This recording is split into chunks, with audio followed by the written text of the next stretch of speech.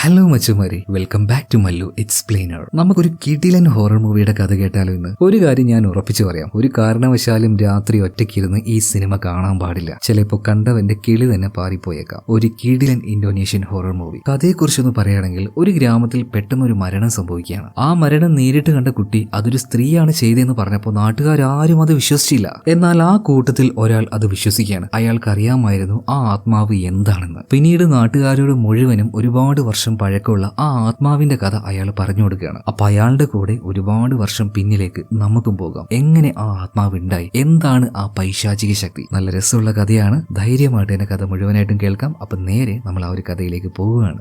Cinema ആരംഭിക്കുന്നത് തന്നെ 1976 ഇന്തോനേഷ്യയിലെ ഒരു കർഷക ഗ്രാമം കാണിച്ചുകൊണ്ടാണ്. ഈ ഗ്രാമത്തിന്റെ പേരാണ് സെമറാങ്. അവിടെ ജീവിക്കുന്ന മിക്ക ആൾക്കാരുടെയും വരുമാന മാർഗം അത് കൃഷി തന്നെയാണ്. ഒരുപാട് വലിയ കൃഷിത്തോട്ടങ്ങളും എല്ലാം അവിടെയുണ്ട്. വാഴ, ചോളം, അങ്ങനെ പല കൃഷികളും. ഇപ്പൊ നിങ്ങൾ അവിടെ കുറച്ച് കുട്ടികളെ കണ്ടോ? ഇവർക്ക് കളിക്കാൻ ആവശ്യമായിട്ടുള്ള പന്ത് അവര് തന്നെ ഉണ്ടാക്കുകയാണ്. അതായത് വാഴ വെട്ടാനായി കഴിഞ്ഞാൽ അതിന്റെ ഇലയെല്ലാം കരിഞ്ഞുണങ്ങി തൂങ്ങി നിൽക്കില്ലേ, ഇതെല്ലാം ചുരുട്ടിക്കൂട്ടി അവരൊരു പന്ത് ഉണ്ടാക്കിയിട്ടുണ്ട്. എന്നിട്ട് അതുമായിട്ട് കളിക്കാൻ പോവാണ്. അപ്പൊ ആ കൂട്ടത്തിലുണ്ടായിരുന്നു റിസ എന്നൊരു പയ്യനുണ്ട്. അവന്റെ ഉപ്പ പറയണ, ഡാ പോയാൽ വേഗം ഇരുട്ടാവുന്നതിന് മുന്നേ ഇങ്ങോട്ടേക്ക് തിരിച്ചു തരണം കേട്ടോ. ശരി ഉപ്പ എന്ന് പറഞ്ഞിട്ട് അവൻ നേരെ ആ പാടത്തിലേക്ക് കളിക്കാൻ പോവാണ്. പിള്ളേരെല്ലാം കുറെ നേരം കളിച്ചു. ഇരുട്ടായപ്പോൾ എല്ലാവരും തിരിച്ചു വരികയാണ്. എന്നാൽ രണ്ടുപേര് അവിടെ തന്നെ ഇരുന്ന് വീണ്ടും കളിക്കാൻ കേട്ടോ. റിസ അവന്റെ ഉറ്റ ചങ്ങാതിയായിട്ടുള്ള തോമോ. കുറച്ചു നേരം കഴിഞ്ഞപ്പോൾ ഇവര് പന്ത് ഒരൊറ്റ അടിയാണ്. പന്ത് തെറിച്ചു പോയിട്ട് ചോളത്തോട്ടത്തിന്റെ ഉള്ളിൽ വീഴുന്നുണ്ട്. ഇപ്പൊ റിസ പറയണ, എടാ നമുക്കത് നാളെ എടുക്കാം, ഇപ്പൊ ഇരുട്ടായിട്ടുണ്ട്, നമുക്ക് പോയാലോ? തോമ പറയണ, അത് പറ്റില്ല, ഇപ്പൊ തന്നെ എടുക്കണം എന്ന് പറയണം. അങ്ങനെ കുറെ നേരം ആ ഒരു തോട്ടത്തിൽ ആ പന്ത് അവര് തെരഞ്ഞു നടക്കുകയാണ്. പക്ഷെ സാധനം അവർക്ക് കിട്ടിയില്ല.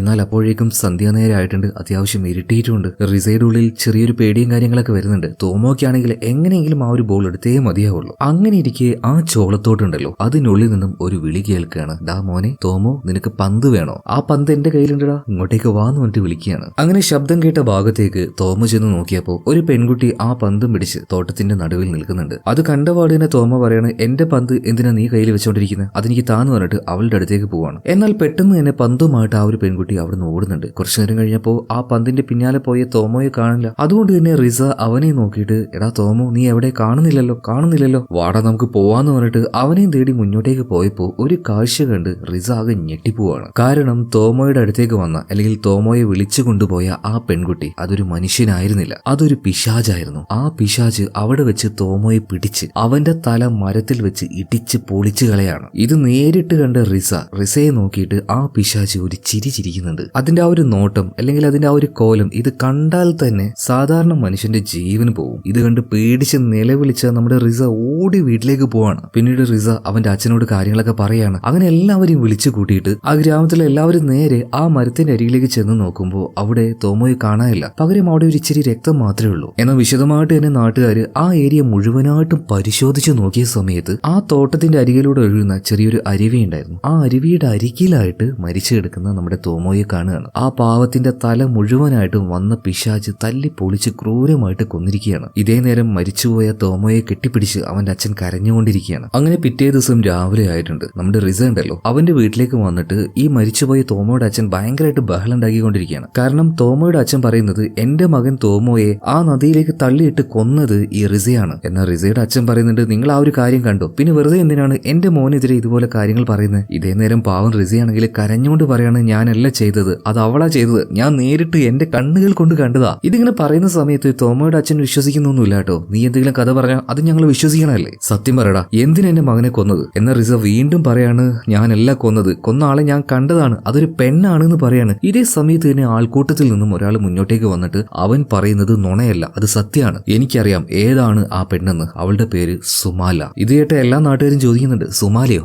അതാരാണെന്ന് അറിയണമെങ്കിൽ നമ്മൾ കുറച്ചു വർഷം പിന്നിലേക്കൊന്ന് പോകാം. കൃത്യമായിട്ട് പറയുകയാണെങ്കിൽ 1947. അന്ന് ഈ ഗ്രാമത്തിൽ വലിയൊരു ധനികനുണ്ടായിരുന്നു. വേണമെങ്കിൽ ഒരു ജിന്മി ലെവൽ എന്നൊക്കെ പറയാം. ഒരു ഇന്തോനേഷ്യൻ പേരായതുകൊണ്ട് തന്നെ പറയാൻ കുറച്ച് ബുദ്ധിമുട്ടുണ്ട്. അതുകൊണ്ട് ഞാൻ അതിനൊന്ന് മലയാളിവൽക്കരിക്കുന്നുണ്ട്. ഓക്കെ, എന്തായാലും ആ ഒരു പണക്കാരനെ നമുക്ക് ഫജർ എന്ന് വിളിക്കാം. അതുപോലെ അദ്ദേഹത്തിന്റെ ഭാര്യയുടെ പേര് സഹറ. ഇപ്പൊ ഫജറിന്റെ വീട്ടിലേക്ക് അദ്ദേഹത്തിന്റെ അമ്മാവനും അതുപോലെ തന്നെ കുറച്ച് സായിപ്പന്മാരും വന്നിട്ടുണ്ട്. വന്നതിന്റെ പ്രധാന കാരണം എന്താ വെച്ചാല്, ഇവരുടെ കുടുംബാംഗങ്ങളെല്ലാവരും ഈ ഏരിയയിൽ അവരുടെ സ്ഥലം വിട്ടുകൊടുക്കുകയാണ് ഈ വന്ന ഇംഗ്ലീഷുകാർക്ക് വേണ്ടി ഫാക്ടറി ഉണ്ടാക്കാനായിട്ട്. എന്നാൽ തന്റെ സ്ഥലം വിട്ടുതരില്ല എന്ന വാശിയിൽ തന്നെയാണ് ഫജർ. അപ്പൊ അവന്റെ അമ്മാവൻ പറയാണ്, നീ ഇങ്ങനെ വാശി പിടിക്കേണ്ട, ഇത് നിന്റെ ഒറ്റയ്ക്കുള്ള സ്വത്തൊന്നുമല്ല. ഇത് കേട്ടപ്പോ ഫജറിന് ദേഷ്യം വരികയാണ്. ഇത് ഞാനാണ് നോക്കി നടത്തുന്നെങ്കിൽ എന്ത് ചെയ്യണമെന്ന് എനിക്ക് നന്നായിട്ട് അറിയാം, അതുകൊണ്ട് മര്യാദക്ക് പോയിക്കോ, താല്പര്യം ഇല്ല എന്ന് പറയണം. ഇതേ നേരം തന്നെ ഇവർക്ക് എല്ലാവർക്കും കുടിക്കാനായിട്ട് ചായയുമായിട്ട് ഫജറിന്റെ ഭാര്യ സെഹറ വരികയാണ്. അവള് പോയി കഴിഞ്ഞപ്പോ ഭാര്യ ഒന്ന് നോക്കിയിട്ട് ഈ അമ്മാവൻ പറയാണ്, കാര്യമൊന്നുമില്ല അല്ലേ, എത്ര വർഷമായി, ഒരു കുഞ്ഞിക്കാല് പോലും നിനക്കും അവൾക്കും കാണാൻ പറ്റിയില്ലല്ലോ. എടാ നീ ഒരു കാര്യം ആലോചിച്ച് നോക്ക്, നിന്റെയും അവളുടെയും കാലശേഷം ഈ സമ്പത്ത് മുഴുവൻ വരാൻ പോകുന്നത് എന്റെ കുടുംബത്തിലേക്കാണ്. ഒരു അവകാശം ഇല്ലാത്ത നിനക്കൊക്കെ വേറെന്ത് ചെയ്യാനാ? ഇത് കേട്ടപ്പോ ഫജറിന്റെ ഉള്ളിൽ നന്നായിട്ട് ദേഷ്യവും അതുപോലെ തന്നെ സങ്കടവും വരുന്നുണ്ട്. നേരെ വീട്ടിന്റെ ഉള്ളിലേക്ക് പോവാണ്. എന്നിട്ട് ഭാര്യയായിട്ടുള്ള സെഹറയെ വിളിച്ചിട്ട് ഇന്ന് രാവിലെ നീ എങ്ങോട്ടാ പോയതെന്ന് ചോദിക്കുകയാണ്. സെഹറ പറയാണ്, അത് പിന്നെ മരുന്ന് മേടിക്കാൻ വേണ്ടി പോയതാ. വൈദ്യര് പറയുന്നത് ഒരു 6 മാസം കൂടെ കഴിഞ്ഞാൽ ഞാൻ ഗർഭിണിയാകുമെന്നാ. ഓ 6 മാസം, ഇത് കുറെ കാലമായി ഞാൻ കേൾക്കാൻ തുടങ്ങിയിട്ട്. ഞാൻ അവസാനമായിട്ട് നിന്നോടൊരു കാര്യം പറയാണ്, ഇനി വരാൻ പോകുന്ന 1 വർഷത്തിനുള്ളിൽ നീ ഗർഭിണിയായിട്ടില്ലെങ്കിൽ ഉറപ്പായിട്ടും നിനക്ക് പകരം മറ്റൊരു പെണ്ണിനെ ഞാൻ ഈ വീട്ടിലേക്ക് കൊണ്ടുവരും. എനിക്കൊരു അവകാശം അത്യാവശ്യമാണ്. ഇത് കേട്ട് സെഹറ ആകെ ഞെട്ടിപ്പോകുന്നുണ്ട് കേട്ടോ. സങ്കടം സഹിക്കാൻ പറ്റാണ്ട് സെഹറ നേരെ വീടിന് പുറത്തേക്ക് പോയിട്ട് കരയാണ്. ആ സമയത്ത് യാദൃശികമായിട്ട് സെഹറ ഒരു കാര്യം കേൾക്കുകയാണ്. അവിടെ പണിയെടുക്കുന്ന 2 പണിക്കാര് അങ്ങോട്ടും ഇങ്ങോട്ടും സംസാരിക്കുന്ന കാര്യം. അതായത് ഇവരുടെ കൂട്ടത്തിൽ ആരോ അവരുടെ ഭാര്യ ഗർഭിണിയാവാത്തത് കൊണ്ട് തന്നെ കാട്ടിലെ ഏതോ മന്ത്രവാദിയെ കാണാൻ പോയി 2 മാസത്തിനുള്ളിൽ ഗർഭിണിയായി. ഇത് സത്യമാണ് എന്നൊക്കെ അവരെ അങ്ങോട്ടും ഇങ്ങോട്ടും പറഞ്ഞ സമയത്ത് പെട്ടെന്ന് തന്നെ സെഹറ ആ കാര്യം ശ്രദ്ധിക്കുകയാണ്. അവൾക്ക് പെട്ടെന്ന് തന്നെ ആവേശമായി. പിന്നീട് അവരോട് ചോദിച്ച് കാട്ടിലെ ആ മന്ത്രവാദി ഏതാണെന്ന് അറിഞ്ഞ് ആ സ്ഥലവും മനസ്സിലാക്കിയിട്ട് സെഹറ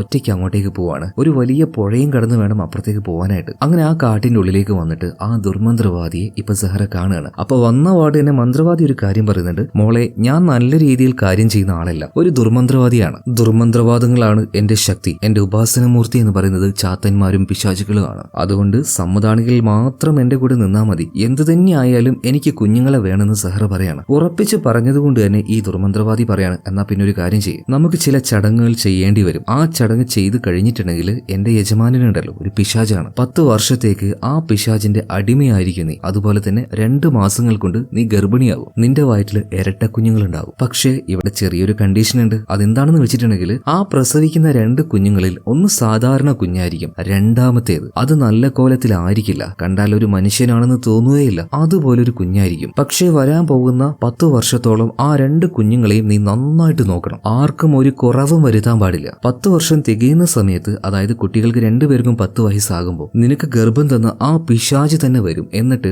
ആ നല്ല കുഞ്ഞിനെ നിനക്കെടുക്കാം. അതുപോലെ ആ ചീത്ത കുഞ്ഞുണ്ടല്ലോ അത് പിശാച് കൊണ്ടുപോയിക്കോളും. എന്നാൽ ഇവിടെ ശ്രദ്ധിക്കേണ്ട പ്രധാന കാര്യം എന്താണെന്ന് വെച്ചാൽ, ഏതെങ്കിലും ഒരു രീതിയിൽ ഭംഗിയില്ലാതെ വ്യത്യസ്ത രൂപമായിട്ട് വരുന്ന ആ കുഞ്ഞുണ്ടല്ലോ അതിനെ നീ മര്യാദക്ക് നോക്കിയില്ലെങ്കിൽ അത് പിന്നീട് വലിയ പ്രശ്നമാകും. 2 കുഞ്ഞുങ്ങൾക്കും പിന്നീട് 10 വയസ്സായി കഴിഞ്ഞാൽ അതിനുശേഷം നിങ്ങളെല്ലാവരും നരകം കാണും. അതുകൊണ്ട് ഇപ്പോഴേ ഞാനൊരു കാര്യം പറയാണ്, ജനിക്കുന്ന 2 കുഞ്ഞുങ്ങളെയും ഒരുപോലെ നോക്കണം. ഇത് കേട്ടപാടിന് സെഹറ പറയാണ്, എന്ത് തന്നെ ആയാലും കുഴപ്പമില്ല, ഞാൻ നോക്കിക്കോളാം. കാരണം ഇതല്ലാതെ സെഹറക്ക് വേറെ വഴിയില്ല. അവള് ഗർഭിണിയായിട്ടില്ലെങ്കിൽ ഫജർ അവളെ പുറത്താക്കി കളയും. എന്തായാലും സെഹറയുടെ പൂർണ്ണ സമ്മതത്തോടു കൂടിയിട്ട് ആ ദുർമന്ത്രവാദം ആരംഭിക്കുകയാണ്. ഒരു ഗ്ലാസ് എടുത്തു, അതിലേക്ക് ഒരു ഇറച്ചി കഷ്ണം ഇട്ടു, പിന്നീട് കുറച്ച് ചോരയും. ഇതെല്ലാമായി അവസാനം സെഹറയുടെ വായിലേക്ക് തന്നെ ഇത് ഒഴിച്ചു കൊടുക്കുകയാണ്. പിന്നീട് ചില മന്ത്രവാക്യങ്ങളും. അതോടുകൂടിയിട്ട് സെഹറയുടെ വയറ് പതിയെ പതിയെ വീർത്ത് വരാൻ തുടങ്ങുകയാണ്. മന്ത്രവാദി പിന്നീട് എന്തൊക്കെയോ മന്ത്രങ്ങൾ ചൊല്ലി ആ വയറ്റിൽ പിടിച്ചമർത്തിയിട്ട് ആ വയറ് പഴയതുപോലെ ആക്കിയിട്ട് പിശാചിനോട് പറയാണ്, ദാ നിനക്കൊരു അടിമയെ കിട്ടിയിരിക്കുകയാണ്, നിനക്ക് വേണ്ടി എന്തും ചെയ്യുന്ന ഒരടിമ, നിന്റെ വിത്ത് അവളുടെ ഉള്ളിൽ പാകിക്കഴിഞ്ഞു. ആ സമയത്തെല്ലാം സെഹറയ്ക്ക് വല്ലാത്തൊരു വേദന ഉണ്ടായിരുന്നു കേട്ടോ. അവൾ അതെല്ലാം സഹിച്ച് കിടക്കുകയാണ്. കുറച്ചു നേരം കഴിഞ്ഞ് അവളെ ഇപ്പൊ ആ ഒരു മന്ത്രവാദി വിളിച്ചെഴുന്നേൽപ്പിക്കുകയാണ്. നീ ഇനി പോയിക്കോ, 2 മാസത്തിനുള്ളിൽ നീ ഗർഭിണിയായിരിക്കുന്നു പറയാണ്. അങ്ങനെ സെഹറ വീട്ടിലേക്ക് പോവാണ്. പിന്നീട് മന്ത്രവാദി പറഞ്ഞതുപോലെ തന്നെ 2 മാസം കഴിഞ്ഞ സമയത്ത് സെഹറ അവൾ ഗർഭിണിയാകുന്നുണ്ട്. ഈ വാർത്ത കേട്ട സമയത്ത് ഏറ്റവും കൂടുതൽ സന്തോഷിക്കുന്നത് ആരായിരിക്കും? ഫജറാണ്. കാരണം തനിക്കൊരു അവകാശി വരാൻ പോവാണല്ലോ. ഇത്രയും ദിവസം സഹിച്ച നാണക്കേടൊക്കെ അതൊക്കെ തീരാൻ വേണ്ടി പോവാണ്. അതുപോലെ സഹായിയായിട്ടുള്ള ഹെന്ദ്ര ഈ ഫജറിന്റെ റൈറ്റ് ഹാൻഡ് ആണ്. ആ ഹെന്ദ്രയെ വിളിച്ചിട്ട് നാട്ടുകാരോട് മുഴുവനും പോയി പറയടാ, എനിക്ക് കുഞ്ഞുണ്ടാവാൻ പോവാന്ന്, എനിക്ക് അവകാശം ഉണ്ടാവാൻ പോവാന്ന്. ഇതിനുശേഷം വളരെ സ്നേഹത്തോട് കൂടിയിട്ട് സെഹറയുടെ അടുത്തേക്ക് വന്നിട്ട് ഫജർ ചോദിക്കുകയാണ്, ഇതാണാണോ പെണ്ണാണോ? ഈ സമയത്ത് സെഹറ പറയാണ്, 2 പെൺകുഞ്ഞുങ്ങളാണ്. അപ്പൊ ഫജർ പറയാണ്, നിന്റെ മന്ത്രവാദി എന്തായാലും അടിപൊളിയാ, അവര് തന്ന മരുന്ന് എന്തായാലും ഏറ്റല്ലോ. എന്നാൽ ഈ പാവം ഫജറിന് അറിയില്ലല്ലോ ദുർമന്ത്രവാദത്തിലൂടെയാണ് തന്റെ ഭാര്യ ഗർഭിണിയായത് എന്ന്. അങ്ങനെ പതിയെ പതിയെ ഓരോ മാസങ്ങൾ കടന്നു പോവാണ്. ഓരോ മാസമാകുന്ന സമയത്ത് ഓരോ ചടങ്ങുകൾ ഉണ്ടാവുമല്ലോ. ധനിക കുടുംബമായതുകൊണ്ട് തന്നെ ഇതെല്ലാം നല്ല രീതിയിൽ നടക്കുന്നുണ്ട്. അങ്ങനെ ഒരു ദിവസം സെഹറയ്ക്ക് പ്രസവവേദന വരികയാണ്. വേഗം തന്നെ അവളെ മുറിയിലേക്ക് കൊണ്ടുപോവാണ്. വീട്ടിലെ ജോലിക്കാരി അതുപോലെ തന്നെ പ്രധാനിയായിട്ടുള്ള ആയ ഇവരൊക്കെയാണ് പ്രസവം നോക്കുന്നത്. ഇതേ നേരം തന്നെ ആ റൂമിലുണ്ടായിരുന്ന കണ്ണാടിയിൽ ഒരു റിഫ്ലക്ഷൻ നമ്മളെ കാണിക്കുന്നുണ്ട്. പക്ഷേ ഇവരാരും അത് കാണുന്നില്ല. അതായത് സെഹറയുമായിട്ട് ഡീൽ ഉണ്ടാക്കിയ ആ പിശാച് തന്നെ അവൻ അവിടെ വന്നിരിക്കുന്നുണ്ട് അവന്റെ കുഞ്ഞുങ്ങളെ കാണാനായിട്ട്. അധികം വൈകാതെ അവള് പ്രസവിക്കുകയാണ്. ആദ്യം തന്നെ ഒരു കുഞ്ഞിനെ പുറത്തേക്ക് എടുക്കുന്നുണ്ട്. പക്ഷേ അത് ശ്വസിക്കുന്നില്ല, യാതൊരു ചലനവും ഇല്ല. ജനിക്കുമ്പോൾ തന്നെ കുട്ടി മരിച്ചു പോയിട്ടാണ് വന്നത്. 2ാമത്തെ കുട്ടിയെ പുറത്തെടുക്കുകയാണ്. അത് കണ്ട് ആ ആയ തന്നെ അത്ഭുതപ്പെട്ട് നിൽക്കുകയാണ്. ഇതെന്താണ്, മനുഷ്യക്കുഞ്ഞ് തന്നെയാണോ? എന്തായാലും പ്രസവം കഴിഞ്ഞ അതേ നേരം തന്നെ ഫജർ അങ്ങോട്ടേക്ക് വരുന്നുണ്ട്. എന്തായി എന്റെ കുഞ്ഞുങ്ങൾക്ക് കുഴപ്പമൊന്നുമില്ലല്ലോ എന്ന് ചോദിക്കുമ്പോൾ ഒരു കുഞ്ഞ് മരിച്ചു പോയിട്ടുണ്ട്, ഒരെണ്ണത്തിന് ജീവനുണ്ട് എന്ന് പറഞ്ഞിട്ട് ആ രണ്ടാമത്തെ കുഞ്ഞിനെ കാണിച്ചു കൊടുക്കുകയാണ്. അതിന്റെ രൂപം കണ്ടപാട് ഫജർ ഞെട്ടിപ്പോയി. ഒന്നും പറയാതെ നേരെ അയാളുടെ റൂമിലേക്ക് പോകണം. എന്നിട്ട് അവിടുന്ന് ഒരു വാളെടുത്ത് കൊണ്ടുവരുന്നുണ്ട്. എന്നിട്ട് ആ കുഞ്ഞിന്റെ നെഞ്ചിലേക്ക് കുത്താൻ നിൽക്കുന്ന സമയത്ത് സെഹ്റ പറയാണ്, ദയവ് ചെയ്ത് ചെയ്യരുത്, അത് രൂപത്തിൽ വ്യത്യാസം ഉണ്ടെങ്കിലും അതും നമ്മുടെ കുഞ്ഞല്ലേ. എന്നാൽ ഇതൊന്നും കേൾക്കാതെ ഫജർ ആ കുഞ്ഞിന്റെ നെഞ്ചത്തേക്ക് കത്തി കുത്തി കയറ്റി അതിനെ കൊന്നുകളയാണ്. അതേ നേരം തന്നെ ജീവനില്ലാതെ കിടന്നിരുന്ന ആദ്യത്തെ കുഞ്ഞ് അതിന് ജീവൻ വരികയാണ്. ഫജർ സന്തോഷത്തോടു കൂടി തന്നെ ആ കുഞ്ഞിനെ കയ്യിലേക്ക് എടുക്കുന്നുണ്ട്. എന്നാൽ ഈ സമയത്ത് ഏറ്റവും കൂടുതൽ ഭയന്നത് സെഹ്റയായിരുന്നു. കാരണം മന്ത്രവാദി പറഞ്ഞത് എന്താണ്, 10 വയസ്സുവരെ 2 കുഞ്ഞുങ്ങളെയും ഒരുപോലെ നോക്കണം, അല്ലെങ്കിൽ നിങ്ങൾ എല്ലാവരും നരകം കാണുമെന്നല്ലേ. പക്ഷേ ആ 10 വയസ്സുവരെ പോയിട്ട് ഒരു ദിവസം പോലും ആ ഒരു കുഞ്ഞിന് ജീവിക്കാൻ പറ്റിയില്ല. അതിനു മുന്നേ തന്നെ വേർതിരിവ് കാണിച്ച് ആ കുഞ്ഞിനെ ഇവര് കൊന്നുകളഞ്ഞില്ലേ. ഇനി വരാൻ പോകുന്നത് എന്തൊക്കെ വലിയ ദുരന്തങ്ങളാണെന്ന് കണ്ടറിയാം. ഇതെല്ലാം അവിടെ നിന്നുകൊണ്ട് ആ പിശാചും കാണുന്നുണ്ട്. എന്നാൽ പിശാചിനെ മറ്റാരും കാണുന്നില്ല. അങ്ങനെ ദിവസങ്ങൾ കടന്നു പോവാണ്, മാസങ്ങൾ കടന്നുപോയി. ഇപ്പൊ 3 വർഷമായി. മാത്രല്ല അപ്പൊ അന്ന് ജനിച്ച കുഞ്ഞിന് ഇപ്പൊ 3 വയസ്സായിട്ടുണ്ടാവില്ലേ. അവൾക്ക് ഇവര് പേര് വെച്ചത് കുമാല എന്നാണ്. അതുപോലെ 2 കുഞ്ഞുങ്ങളും പെണ്ണാണെന്ന് അറിഞ്ഞ സമയത്ത് തന്നെ അവർക്ക് വേണ്ടി പേര് ഇവര് കണ്ടുവച്ചായിരുന്നു, കുമാല എന്നും സുമാല എന്നും. സുമാലയാണ് മരിച്ചുപോയതല്ല കൊന്നുകളഞ്ഞത്. എന്തായാലും ഇപ്പൊ കുമാലയുടെ കാര്യം നോക്കുകയാണെങ്കിൽ 3 വയസ്സായിട്ടും അവൾക്ക് മര്യാദക്ക് നടക്കാൻ തുടങ്ങിയിട്ടില്ല. ഇപ്പോഴും കയ്യിനും കാലിനൊക്കെ ഒരു സ്വാധീനമില്ലാത്തതുപോലെയാണ്. അപ്പൊ വീട്ടിൽ വരുന്ന ആൾക്കാരൊക്കെ പറയുന്നുണ്ട്, കുട്ടി ഇതുവരെയായിട്ട് നടന്നിട്ടില്ല, കുട്ടിയുടെ ഉപ്പയും ഉമ്മയും പൂർവ്വജന്മത്തിൽ എന്തൊക്കെയോ തെറ്റ് ചെയ്തിട്ടുണ്ട്, അതുകൊണ്ടാണ് കുട്ടികൾക്ക് ഇങ്ങനെ. അങ്ങനെ വായി തോന്നിയതൊക്കെ ഓരോരുത്തരും വന്ന് പറഞ്ഞു പോകുന്നുണ്ട്. ഇതെല്ലാം ഫജറിനും സെഹ്റയ്ക്കും ഭയങ്കരമായിട്ട് വിഷമുണ്ടാക്കുന്നുണ്ട്. അങ്ങനെ വീണ്ടും മാസങ്ങൾ കടന്നു പോവാണ്. ഇപ്പൊ 5 വർഷമായിട്ടുണ്ട്. കുമാലയ്ക്ക് 5 വയസ്സായി. ഇപ്പോഴും അവൾക്ക് യാതൊരു മാറ്റവുമില്ല. കൈകൾക്കും കാലുകൾക്കൊന്നും വലിയ സ്വാധീനമൊന്നുമില്ല. കൈയൊക്കെ ഇങ്ങനെ ചെറുതായിട്ട് വളഞ്ഞാ നിൽക്കുന്നത്. അതുപോലെ തന്നെ കുമാലയെ ഏറ്റവും നന്നായിട്ട് നോക്കുന്നത് ഈ വീട്ടിലെ ഒരു ആയയുണ്ട്. ശരിക്കും ഉമ്മയെ പോലെ നിന്ന് ആ ആയയാണ് കുമാലയെ നന്നായിട്ട് നോക്കുന്നത്. ഇപ്പൊ കുമാലയെ കാണാനിട്ട് ഇവര് പുറത്തേക്ക് വന്ന് നോക്കുമ്പോൾ ഒരു സൈക്കിൾ അത് കമഴ്ത്തി വെച്ച് അവൾ കുറെ നേരമായിട്ട് അത് കറക്കി കളിച്ചുകൊണ്ടിരിക്കുകയാണ്. അതിനുള്ളിലേക്ക് അവളുടെ കൈ പോയി കൊടുങ്ങണ്ട എന്ന് കരുതിയിട്ട് പെട്ടെന്ന് തന്നെ അങ്ങോട്ടേക്ക് ഓടി വന്ന സെഹ്റ സൈക്കിൾ തള്ളി താഴേക്ക് ഇടുകയാണ്. എന്നാൽ ഇത് കുമാലിക്ക് തീരെ ഇഷ്ടമായില്ല കേട്ടോ. അന്ന് മുതൽ അവൾ ഭയങ്കരമായിട്ട് വയലന്റ് ആവാൻ തുടങ്ങണം. ഭയങ്കര വാശിയും കരച്ചിലും. ഇതൊന്നും ക്ഷമിച്ചു നിൽക്കാനുള്ള ഒരു ക്ഷമ ഫജറിനില്ലായിരുന്നു. അതുകൊണ്ട് തന്നെ സഹായിയായിട്ടുള്ള ഹെന്ദ്രയെ വിളിക്കുകയാണ്. ഇനി ഒന്നും നോക്കണ്ട, കുമാലിയെ കെട്ടിയെടുത്ത് നേരെ ആ ഒരു തൊഴുത്തിൽ കൊണ്ട് ഇട്ടേക്കെന്ന് പറയണം. കാരണം കുറെ ദിവസമായി ഇവളുടെ ഈ ഒരു വാശിയെല്ലാം തുടങ്ങിയിട്ട് അത് നിൽക്കുന്നത് വരെ അവൾ ആ ഒരു തൊഴുത്തിൽ കിടക്കട്ടെ എന്നാണ് ഫജർ പറഞ്ഞത്. എന്നാൽ ആ ആയിക്ക് ഇതൊന്നും കണ്ട് സഹിക്കുന്നില്ല കേട്ടോ. സെഹ്റയാണെങ്കിൽ ഈ ചെയ്യുന്ന കാര്യത്തിനെ ഒന്നും തടുക്കാൻ നിൽക്കുന്നുമില്ല. അങ്ങനെ വീണ്ടും വർഷങ്ങൾ കടന്നു പോവാണ്. ഇപ്പൊ 8 വർഷമായിട്ടുണ്ട്. അപ്പോൾ കുമാലിക്ക് 8 വയസ്സായിട്ടുണ്ടാവുമല്ലോ. അവളെ ഇപ്പോഴും ആ ഒരു തൊഴുത്തിൽ തന്നെയാണ് ഇവർ കെടുത്താറ്. എന്നാൽ ആ ഒരു തൊഴുത്തിലേക്ക് ഇപ്പൊ ചെന്ന് നോക്കുമ്പോൾ കുമാലയെ അവിടെ കാണാനില്ല. ഇതേ സമയത്ത് തന്നെ കുമാല എങ്ങനെയൊക്കെയോ അതിൽ നിന്നും പുറത്തേക്ക് വന്നിട്ട് അവിടെ ഉണ്ടായിരുന്ന തെരുവിലേക്ക് വന്നു. തെരുവിൽ വന്നിരുന്ന് അവളെ ചുറ്റും നോക്കിയിട്ട് ചുമ്മാ അങ്ങനെ ചിരിച്ചുകൊണ്ടിരിക്കുകയാണ്. കാരണം ആദ്യമായിട്ടാണ് അവള് പുറത്തേക്ക് വരുന്നത്. ഇതേ നേരം അവിടെ ഉണ്ടായിരുന്ന കുറച്ചധികം വാളി പയ്യന്മാരുണ്ട്. ഇവന്മാര് ഈ കുട്ടിയെ കാണുകയാണ്, അതായത് നമ്മുടെ കുമാലിയെ. അല്ല, ഇതേതാണ് ഈ പെൺകുട്ടി ആദ്യമായിട്ടാണല്ലോ കാണുന്നത്. അപ്പൊ ആ കൂട്ടത്തിൽ ഒരുത്തൻ പറയുന്നുണ്ട്, ഓ അത് നമ്മുടെ രാജാവുണ്ടല്ലോ ഫജർ, അവന്റെ മോളാണ്. എന്നാൽ രാജകുമാരിയെ പോലെയൊന്നുമല്ല വളരുന്നത്, ഒരു ജോലിക്കാരിയെ പോലെ തൊഴുത്തിലാണെന്നാ എല്ലാവരും പറയുന്നത്. അങ്ങനെയാണെങ്കിൽ നമുക്കൊരു പണി കൊടുത്താലോന്ന് ആ കൂട്ടത്തിലെ പ്രധാനിയായിട്ടുള്ള ചെക്കൻ പറയാണ്. അങ്ങനെ ഒരു പഴം കാണിച്ച് കുമാലെ ഇവരടുത്തേക്ക് വിളിക്കുകയാണ്. അത് മേടിക്കാനായിട്ട് ചിരിച്ചുകൊണ്ട് കുമാല അടുത്തേക്ക് വന്നപ്പോൾ പെട്ടെന്ന് അവളുടെ മുഖത്തേക്ക് അത് വെച്ച് തേച്ച് അവളെ ഉപദ്രവിക്കുകയാണ് ഈ കൂട്ടൻ ചെക്കന്മാര്. പാവം വല്ലാണ്ട് സങ്കടമായിട്ട് അവൾ അവിടെ നിന്ന് കരയാണ്. ഈ കാര്യം അങ്ങോട്ടേക്ക് വന്ന ഫജറും സെഹ്റയും കാറിൽ ഇരുന്നുകൊണ്ട് കാണുന്നുണ്ട്. എന്നാൽ ആ പിള്ളേരെ ചീത്ത പറയാതെ മകളെ ഭയങ്കര ദേഷ്യത്തിൽ വീട്ടിലേക്ക് കൂട്ടിക്കൊണ്ടുപോയിട്ട് ആ തൊഴുത്തിൽ കൊണ്ടുപോയിട്ടിട്ട് പറയാണ്, നിന്നോട് ഞാൻ പല തവണ പറഞ്ഞിട്ടുണ്ട് ഇവിടെ നിന്നും പുറത്തേക്ക് പോകരുതെന്ന്. നാട്ടുകാര് എനിക്ക് ഇതുപോലെ ഇത്രയും മോശമായിട്ടുള്ള ഒരു മോളാണെന്ന് അറിഞ്ഞു കഴിഞ്ഞാൽ എനിക്കതൊരു നാണക്കേടാണ്. മേലാലും നീ പുറത്തിറങ്ങിയിട്ടുണ്ടെങ്കിൽ എന്തായാലും ഇപ്പൊ ശിക്ഷ തന്നിരിക്കും ഞാൻ. ഹെന്ദ്ര ആ ചാട്ടവാർ എടുത്തിട്ട് വാന്ന് പറയാണ്. ഇത് കേട്ടപാട് തന്നെ ആദ്യം പോയിട്ട് ഫജറുടെ കാല് പിടിച്ച് കരയുന്നത് ആയാണ്. ദയവ് ചെയ്തിട്ട് മോളെ അടിക്കല്ലേ എന്ന് പറയണം. കാരണം സ്വന്തം ഉമ്മയെക്കാളും സ്നേഹം കൊടുത്തി കുമാലയെ വളർത്തുന്നത് ആയാണ്. എന്നാൽ ആര് പറഞ്ഞിട്ടും അവൻ കേട്ടില്ല. ചാട്ടവാർ ഉപയോഗിച്ചുകൊണ്ട് അവളുടെ പുറം അടിച്ച് പൊളിക്കുകയാണ്. അങ്ങനെ രാത്രിയായപ്പോ പാവം വേദന കൊണ്ട് കരയാണ് കേട്ടോ. അവളുടെ അടുത്തേക്ക് വന്നിട്ട് മരുന്ന് പുരട്ടി കൊടുക്കുന്നതും അവളെ സ്നേഹത്തോടെ തലോടുന്നതും എല്ലാം ആ ഒരു ആയാണ്. മോക്ക് സങ്കടാവുന്നുണ്ടോ? സങ്കടാവണ്ട കേട്ടോ, വാ നമുക്ക് പിയാനോ വായിക്കാന്ന് പറഞ്ഞിട്ട് അവളെയും കൂട്ടി അതിന്റെ അടുത്തേക്ക് ചെല്ലുകയാണ്. കാരണം കുമാലിക്ക് പിയാനോ വായിക്കുന്നത് ഭയങ്കര ഇഷ്ടമാണ്. അതേ നേരം തന്നെ ചെറിയൊരു പാവയെടുത്ത് കുമാലിക്ക് ഈ ആയ കൊടുത്തിട്ട് പറയാണ്, മോളെ നിനക്ക് നാളെ 8ാമത്തെ വയസ്സാണ്. ആയയുടെ വക തന്നെ ആയിക്കോട്ടെ ആദ്യത്തെ സമ്മാനം. പിന്നെ മോളെ ഒരു കാരണവശാലും പേടിക്കണ്ട കേട്ടോ. മോളെ ചേർത്ത് പിടിക്കാൻ, മോളെ ഒരുപാട് സ്നേഹിക്കാൻ ഈ ആയ കൂടെ ഉണ്ട്. മറ്റാരും കൂടെ ഇല്ലെങ്കിലും ഞാൻ ഉണ്ടാവുമെന്ന് പറയാണ്. അങ്ങനെ ഈ ആയ കെട്ടിപ്പിടിച്ച് കുമാല കരയാണ് കേട്ടോ. സ്വന്തം ഉപ്പയും ഉമ്മയും കൊടുക്കാത്ത സ്നേഹമാണ് ഈ ഒരു വീട്ടുവേലക്കാരി കൊടുക്കുന്നത്. അങ്ങനെ രാത്രിയായിട്ട് ഉറങ്ങാൻ പോവാണ് കുമാല. ആ സമയത്ത് അവളുടെ അലമാരയുടെ ഉള്ളിൽ നിന്നും എന്തോ വിചിത്രമായിട്ടുള്ളൊരു ശബ്ദം കേട്ട് അങ്ങോട്ടേക്ക് കുമാല നോക്കി നിൽക്കുമ്പോൾ പെട്ടെന്ന് അതിന്റെ വാതിൽ തുറന്നുകൊണ്ട് ഒരു രൂപം പുറത്തേക്ക് വരികയാണ്. കണ്ടാൽ തന്നെ പേടിയാവുന്ന ഒരു രൂപം. നീ ആരാണെന്ന് കുമാല ചോദിച്ചപ്പോ ആ രൂപം പറയാണ്, ഞാൻ നിന്റെ അനിയത്തി സുമാല. അനീതിയോ സുമാലയോ എനിക്കറിയില്ലല്ലോ. ഇതേ നേരം തന്നെ സുമാലയുടെ ആ ആത്മാവ് കുമാലയുടെ അടുത്തേക്ക് വന്നിട്ട് പറയാണ്, നീ പേടിക്കൊന്നും വേണ്ട, ഞാൻ നിന്നെ ഒന്നും ചെയ്യാൻ പോകുന്നില്ല. നിനക്ക് സ്നേഹം തരാനും നിന്റെ എല്ലാ കാര്യങ്ങളും നോക്കാനും നിനക്ക് ആരുമില്ലല്ലോ, അതുകൊണ്ട് ഇനി മുതൽ ഞാൻ നിന്റെ കൂടെ നിന്നോട്ടെ, ഞാൻ നിന്നെ ഒന്നും ചെയ്യില്ല മോളെ എന്ന് പറഞ്ഞിട്ട് അവൾ തലോടുന്നുണ്ട്. ആ തലോടലിൽ കുമാല വീണ് പോവാണ്. എന്റെ കൂടെ നിന്നു എന്ന് പറയാണ്. അങ്ങനെ പിറ്റേ ദിവസമായി നമ്മുടെ കുമാല ഉണ്ടല്ലോ ആയുടെ കൂടെ ഇരുന്നുകൊണ്ട് ആ പിയാനോ അങ്ങനെ വായിച്ചുകൊണ്ടിരിക്കുകയാണ്. ഇതേ നേരം തന്നെ ഫജർ അവിടെ ഇരുന്നുകൊണ്ട് എന്തൊക്കെയോ കണക്ക് കുറെ നേരമായിട്ട് കുത്തി കുറിയുന്നുണ്ട്. പക്ഷേ ഒന്നും അങ്ങോട്ട് ശരിയാവുന്നില്ല. ഇതേ നേരത്താണ് നമ്മുടെ കുമാല പിയാനോ വായിച്ചുകൊണ്ടിരിക്കുന്നത്. ഇത് കേട്ട് ഫജറിന് ദേഷ്യം വരികയാണ്. വന്നിട്ട് ഒന്നും നോക്കിയില്ല, പാപം സ്വന്തം മോളാന്ന് പോലും നോക്കാതെ അവളുടെ മുഖത്ത് നോക്കി ഒരേറ്റ അടിയടിയാണ്. ശബ്ദം കേട്ട് അങ്ങോട്ടേക്ക് സഹറ വരുന്നുണ്ട്. സഹറയും കുറെ ചീത്ത പറഞ്ഞിട്ടാണ് ഫജർ പോകുന്നത്. മോളെ നന്നായിട്ട് നോക്കണം, ഈ അർദ്ധരാത്രിയിൽ വെറുതെ ആൾക്കാരെ ബുദ്ധിമുട്ടിക്കാൻ നിന്നാണ്ടല്ലോ. ഒരുമാതിരി ഒരു വല്ലാത്ത സ്വഭാവം തന്നെ ഈ ഫജറിന്. എന്നാൽ അല്പനേരം കഴിഞ്ഞപ്പോ ഈ ഫജറിന്റെ റൂമിലേക്ക് കുമാല വരികയാണ്. പെട്ടെന്ന് വളഞ്ഞിരിക്കുന്ന അവളുടെ കൈയൊക്കെ നോർമലായിട്ട് മാറുകയാണ്. അവിടെ ഉണ്ടായിരുന്ന ഒരു പേനയെടുത്ത് ഒന്നും നോക്കിയില്ല, ഫജറിന്റെ കൈ കിട്ടും ഒരേറ്റ കുത്താണ്. ഇയാൾ ഈ ഒരു കാര്യം ഒട്ടും പ്രതീക്ഷയില്ല കേട്ടോ. ആകെ ഞെട്ടിപ്പോയി. വേദന കൊണ്ട് ഇപ്പൊ ഫജർ നിലവിളിച്ചു പോവാണ്. ചെറിയ ഒരു തെറ്റ് ചെയ്താൽ തന്നെ കുമാലിക്ക് വലിയ ശിക്ഷ കൊടുക്കുന്ന ഫജർ ഇതിന് എന്ത് ശിക്ഷയായിരിക്കും കൊടുക്കാൻ പോകുന്നത്? കഠിനമായ ശിക്ഷ തന്നെ കൊടുക്കുകയാണ്. അതായത് ഈ ചോളത്തോട്ടുണ്ടല്ലോ അതിന് നടുവിലായിട്ട് കുരിശു പോലെ ഒരു കമ്പുണ്ടാക്കി വെച്ച് നട്ടുച്ചയ്ക്ക് കുമാലിയെ അതിൽ കൊണ്ടുപോയിട്ട് കെട്ടിയിടുകയാണ്. സങ്കടത്തിൽ അവളിങ്ങനെ കരഞ്ഞോണ്ടിരിക്കുമ്പോൾ അവളുടെ അമ്മ വരെ അവിടുന്ന് പോവാണ്. അപ്പൊ അമ്മയെ വിളിച്ചിട്ട് അമ്മ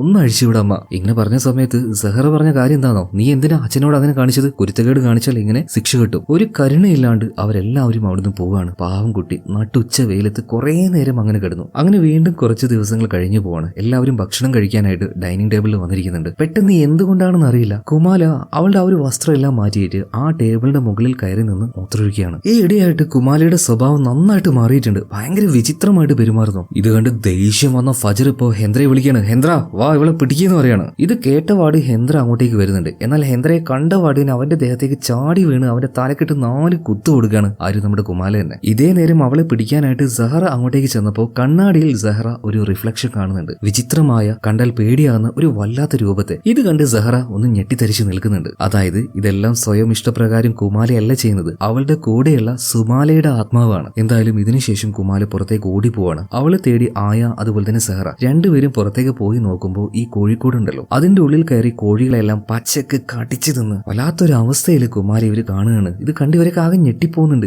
എന്താണ് മോളിങ്ങനെ പെരുമാറുന്നത്? പക്ഷേ പിറ്റേ ദിവസം രാവിലെ ആയ സമയത്ത് കുമാല പഴയതുപോലെ തന്നെ നോർമൽ ആവുകയാണ്. അപ്പൊ അവളുടെ അടുത്തേക്ക് വന്നിട്ട് ആയ ചോദിക്കുന്നുണ്ട്, മോളെ നീ എന്തൊക്കെയാ ചെയ്യുന്നത്? ആ സമയത്ത് കുമാല പറയാണ്, ആയ ഇതൊന്നും ഞാനല്ല ചെയ്യുന്നത്, അവളാണ് എന്റെ കൂടെ നിന്ന് സുമാലിയാണ് ഇതൊക്കെ ചെയ്യുന്നത്. ചെറുതായിട്ട് ആ ഒരു പേര് അവിടെ വിളിച്ചിരുന്ന സഹറ കേൾക്കുന്നുണ്ട്. നേരെ അങ്ങോട്ടേക്ക് ചെന്നിട്ട് ആയോട് ചോദിക്കുകയാണ്, അവൾ എന്ത് പേരാ പറഞ്ഞത്? ഇപ്പൊ ആയ പറയാണ് സുമാലാന്ന്. അത് കേട്ട പാട് തന്നെ സഹറ ഞെട്ടിപ്പോവാണ്. ആ തരിപ്പില് ആ റൂം വിട്ട് സഹറ പുറത്തേക്ക് ഇറങ്ങുന്നുണ്ടെങ്കിലും കാലൊന്നും നിലത്തുറയ്ക്കുന്നില്ല. ആടി ആടി വല്ലാത്തൊരു അവസ്ഥയിൽ നേരെ വീടിന്റെ പുറത്തേക്ക് പോവാണ്. എത്രയും പെട്ടെന്ന് തന്നെ ആ ഒരു മന്ത്രവാദിയെ കാണും. അപ്പൊ എങ്ങോട്ടോ പോവാൻ നിൽക്കുന്ന സഹറയെ കണ്ടപാട് തന്നെ ആയ മകനായിട്ടുള്ള ഫാരിസിന്റെ അടുത്തേക്ക് ചെന്നിട്ട് പറയാണ്, മോനെ ഞാൻ കുറച്ചു നേരം പുറത്തേക്ക് പോവാണ്, അതുവരെ നീ കുമാലി ഒന്ന് നോക്കിക്കോളാന്ന് ഫാരിസ് പറയാണ്. ഈ ഫാരിസ് ആണ് ഈ കഥ മുഴുവൻ ആ നാട്ടുകാർക്ക് പറഞ്ഞു കൊടുക്കുന്നത് കേട്ടോ. അതായത് ആയയുടെ മകൻ. ഇതേ നേരം തന്നെ ആയ നോക്കുമ്പോൾ സഹറ കാട്ടിലേക്ക് പോയിട്ട് ഒരു വലിയ പുഴയുടെ അടുത്തേക്ക് എത്തിയിട്ടുണ്ട്. എന്നിട്ട് അവിടുത്തെ തോണിക്കാരനോട് ആ കാട്ടിലൊരു മന്ത്രവാദി ഇല്ലേ അവരുടെ അടുത്തേക്ക് എന്നെ കൊണ്ടുപോകുന്നു പറയാണ്. എന്നാൽ തോണിക്കാരൻ പറയുന്നത് അവര് മരിച്ചുപോയിട്ട് 2 മാസമായല്ലോ. ഇത് കേട്ടപാടുണ്ടല്ലോ സഹറ ഞെട്ടിപ്പോവാണ്. അതായത് ഇനി എന്ത് ചെയ്യണമെന്ന് അവൾക്ക് യാതൊരു പിടുത്തവുമില്ല. അങ്ങനെ വല്ലാത്ത ആ ഒരു ഭയത്തിൽ നിൽക്കുന്ന സമയത്താണ് അങ്ങോട്ടേക്ക് ആയ വരുന്നത്. ആയ കണ്ടപാടിന് അവരെ കൈ പിടിച്ചുകൊണ്ട് സഹറ കരയാൻ തുടങ്ങുകയാണ്. ഇനിയും എനിക്ക് ഈ രഹസ്യം മറച്ചു വെക്കാൻ പറ്റില്ല, എന്നെ കൊണ്ട് ഇത് സഹിക്കാൻ പറ്റുന്നില്ല. അങ്ങനെ കരഞ്ഞുകൊണ്ട് സഹറ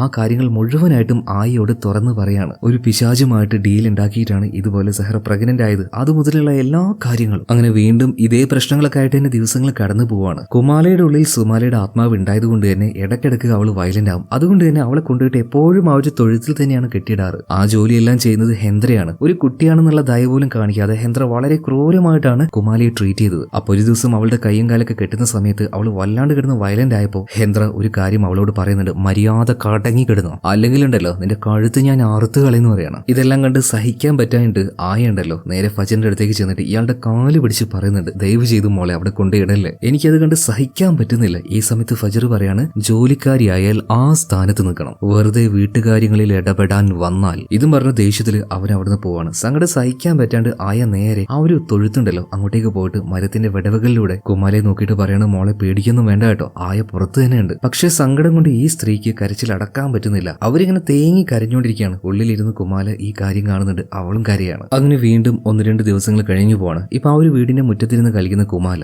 അന്ന് ചന്തയിൽ വെച്ച് ഒരുപാട് പിള്ളേര് അവള് വിളിച്ചില്ല. ആ പിള്ളേര് കൂട്ടം കൂടി ഇങ്ങോട്ടേക്ക് പുറത്തേക്ക് വരികയാണ്. കുമാലെ എന്ത് ചെയ്താലും ആരും ഒന്നും ചോദിക്കാൻ വരില്ല എന്ന് ഈ പിള്ളേർക്ക് നന്നായിട്ട് അറിയാം. അതുകൊണ്ട് തന്നെ കളിക്കാൻ വേണ്ടി അവൾ വിളിക്കുന്നുണ്ട്. എന്നിട്ട് അന്നത്തെ അതേ പരിപാടി അവൾ ഉപദ്രവിക്കുകയാണ്. കുമാലയുടെ ദേഹത്ത് ഇപ്പൊ സുമാല ഇല്ലാത്തത് നന്നായി, അല്ലെങ്കിൽ എല്ലാത്തിനെയും പരിപ്പെടുത്തേനെ. എന്നാൽ കുമാല മാത്രം ആയതുകൊണ്ട് തന്നെ സങ്കടം കൊണ്ട് അവൾ ഇരുന്ന് കരയാണ്. പെട്ടെന്ന് തന്നെ അങ്ങോട്ടേക്ക് ആയി ഓടി വന്ന് പിള്ളേരെല്ലാം അടിച്ചു ഓടിപ്പിക്കുകയാണ്. ആഹാ, എന്റെ മോളെ തൊടാൻ മാത്രം ധൈര്യം നിങ്ങൾക്കൊക്കെ ഉണ്ടോ എന്ന് ചോദിച്ചിട്ട്. അതായത് സ്വന്തം അമ്മയെ പോലെയാണ് കുമാലെ ആയ നോക്കുന്നത്. എന്നാൽ അപ്പുറത്തെ ഫജർ അതുപോലെ തന്നെ സഹറ ഈ കാര്യങ്ങളൊക്കെ നോക്കി നിൽക്കുന്നുണ്ട്, ചുമ്മാ ഒരു കളിതമാശ പോലെ. എന്നാൽ ഇതെല്ലാം വളരെ ദേഷ്യത്തോട് കൂടിയിട്ട് കുമാല അങ്ങനെ നോക്കി നിൽക്കുകയാണ് കേട്ടോ. സ്വന്തം തന്തയും തള്ളിയും എനിക്ക് എന്ത് വന്നാലും അവറ്റകൾക്ക് യാതൊരു കുഴപ്പമില്ലാതെ തോന്നുന്നു. അങ്ങനെ അന്നേ ദിവസം രാത്രിയായി. ഇപ്പൊ ഫജറും സഹറയും ഭക്ഷണം കഴിച്ചുകൊണ്ടിരിക്കുമ്പോൾ ആ തൊഴുത്തിന്റെ ഭാഗത്തുനിന്ന് എന്തൊക്കെയോ ചില ശബ്ദങ്ങൾ. ഇത് കേട്ടപാട് തന്നെ സഹറ ഫജറിനോട് പറയുന്നുണ്ട്. അപ്പൊ ഫജർ പറയണ ഇത് പുതിയ കാര്യമൊന്നുമില്ലല്ലോ, മിണ്ടാതിരുന്ന് ഭക്ഷണം കഴിക്കുക. എന്നാൽ ഇതേ നേരം തന്നെ തൊഴുത്തിന്റെ ഉള്ളിൽ നിന്ന് കുമാല അവൾ എങ്ങനെയോ പുറത്തേക്ക് വന്നു. അവളുടെ കൈകാലുകളൊന്നും ഇപ്പൊ വളഞ്ഞിട്ടല്ല, നോർമലായിട്ടാണ്. മാത്രമല്ല തൊഴുത്തിന്റെ ഒരു ഭാഗത്തായിട്ട് വെട്ടാൻ ഉപയോഗിക്കുന്ന കത്തികൾ ഉണ്ടായിരുന്നു. അതിലൊരെണ്ണം എടുത്തുകൊണ്ട് കുമാല നേരെ പുറത്തേക്ക് വരുന്നുണ്ട്. എന്നിട്ട് ഇന്ന് രാവിലെ കുമാലെ ഉപദ്രവിച്ച പയ്യന്മാരുണ്ടല്ലോ, അതിലൊരുത്തന്റെ വീട്ടിലേക്ക് ചെല്ലുകയാണ്. എന്നിട്ട് ഇരുട്ടിൽ നിന്നുകൊണ്ട് അവനെ വിളിക്കുകയാണ്. അപ്പൊ ആ പയ്യൻ ചോദിക്കുകയാണ്, നിനക്ക് രാവിലെ കിട്ടിയതൊന്നും പോരെ?